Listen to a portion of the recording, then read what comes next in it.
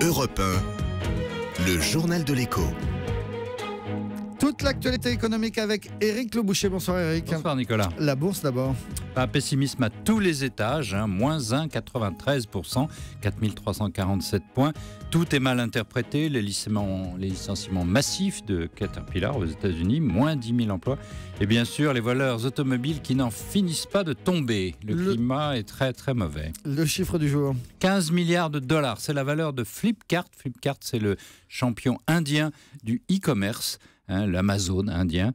Et ça prouve que le commerce sur Internet, ça marche aussi dans les pays émergents. La personnalité du jour. Loïc vient d'en parler dans le journal. François Pérolle, l'ancien conseiller de Nicolas Sarkozy, président du groupe BPCE. Il a été relaxé par le tribunal correctionnel de Paris. Il était accusé d'avoir pris une prise illégale d'intérêt à cause de la fusion des caisses d'épargne et des banques populaires qu'il avait préparée lorsqu'il était à l'Élysée. Le fait du jour, Éric Le Boucher, c'est François Hollande qui a tranché. Il y aura bien 12 zones touristiques internationales à Paris. Le conflit est ouvert avec la mairie de Paris. Oui, un conflit de légitimité. Le ministre de l'économie juge, lui, au nom de l'économie française, de la croissance de l'ensemble du pays, pas simplement celle de Paris.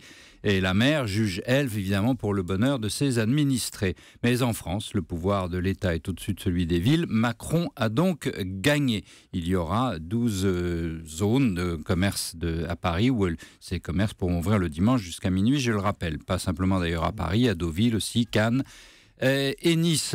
Et à Paris, c'est quand même un enjeu considérable. 10% du commerce est concerné. Alors le problème, c'est qu'Anne Hidalgo avait été élue à Paris sur un programme qui voulait en gros le contraire avec sa coalition verte. Voilà, alors elle a obtenu des aménagements, mais c'est vrai, très mineurs. Mais d'une certaine façon, c'est normal, l'État reprend la main sur ce qui se passe dans la capitale et je dois dire que c'est à mes yeux tant mieux. L'élection du maire en 1977, cadeau de Valéry Giscard d'Estaing à l'époque à Jacques Chirac, était une erreur historique. La région capitale a reculé depuis 20 ans dans la compétition des villes-mondes, Londres, New York, Hong Kong, etc. Donc que l'État reprenne la main, tant mieux.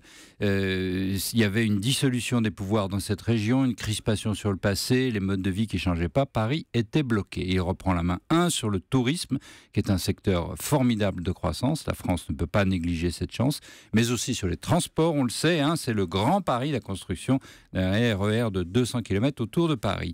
Donc l'État reprend la main, bravo donc Monsieur Macron, une capitale, c'est un enjeu trop capital pour être laissé à sa seule mairie. Bravo Monsieur Macron, c'est vous qui le dites. Éric Le Boucher, à demain. À demain, Nicolas. Le club de la presse d'Europe 1.